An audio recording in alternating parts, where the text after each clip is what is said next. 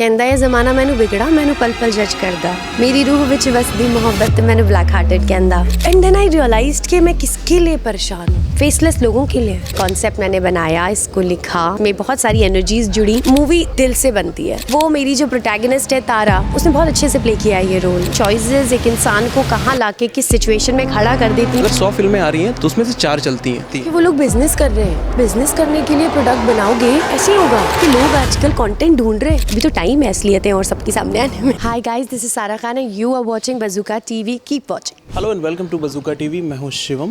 दोस्तों आज मेरे साथ बेहद ही खास मेहमान जुड़ रही हैं Sara. Thank you so much for joining us first of all. So much for having me here. How are you? I am very fine.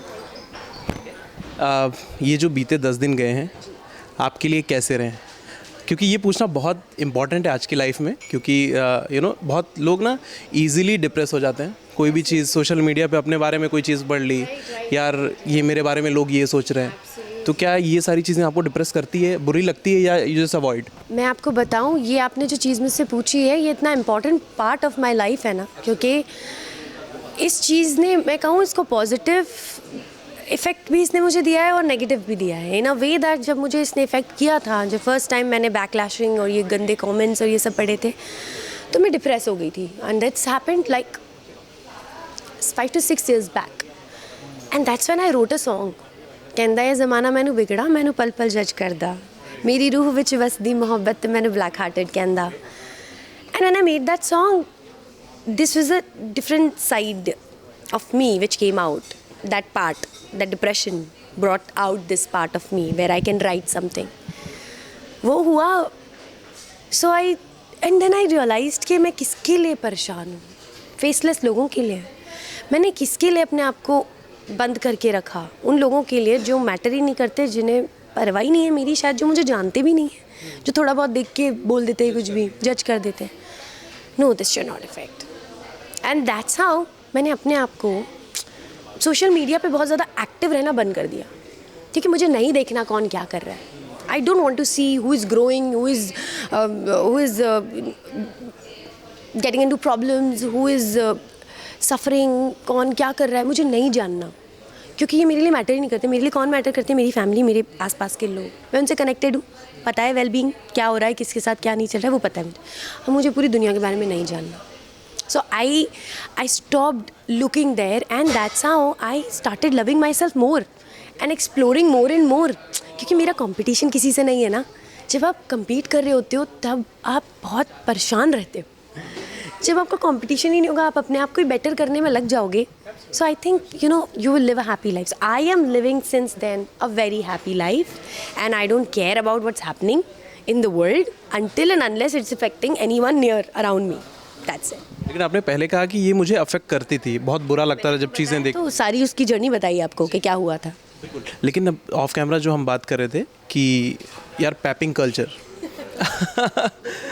मेरी उनसे कोई पर्सनल दुश्मनी नहीं है और जो लोग करवा रहे हैं उनसे भी कोई दुश्मनी नहीं है जैसे दैट मुझे नहीं पसंद है I don't like to be like कि मैं पहन के तैयार होके हम going here I am going there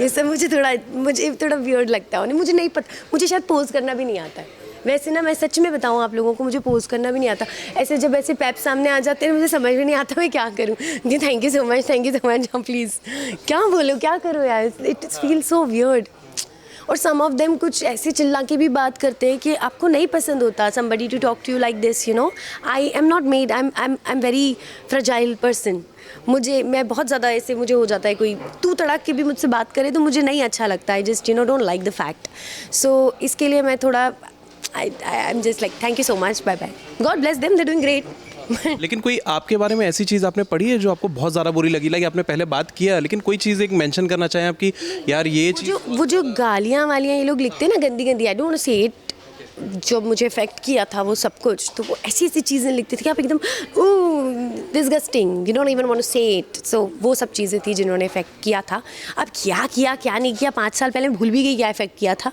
but effect किया था ये याद है सो वो इफेक्ट नहीं होना चाहिए ये याद रखना है अब हमेशा दैट्स द थिंग। चॉइसेस के बारे में थोड़ा सा बताइए 21 नवंबर करेक्ट आने वाली है नर्वसनेस एक्साइटमेंट वेरी एक्साइटेड क्योंकि ये कॉन्सेप्ट मैंने बनाया इसको लिखा उसके बाद इसमें बहुत सारी एनर्जीज जुड़ी when it comes to the writers, when it comes to the director, when it comes to the creative team, DI, BGM, music, everything. तो ये सब ने मिलके बनाया है और मैंने पर्सनली हर जगह from the music, from the singing part, from the lyrics part, from BGMs to everything. I have personally been there, and I'm so grateful that Bharti Entertainment has also been there with me. उनका भी ये जो passionate लोगों का नया नया project होता है ना, सब लोग बहुत जी जान लगा देते हैं अपनी. So मैंने उन लोगों को अपने साथ जोड़ा है जो बहुत पैशनेट थे.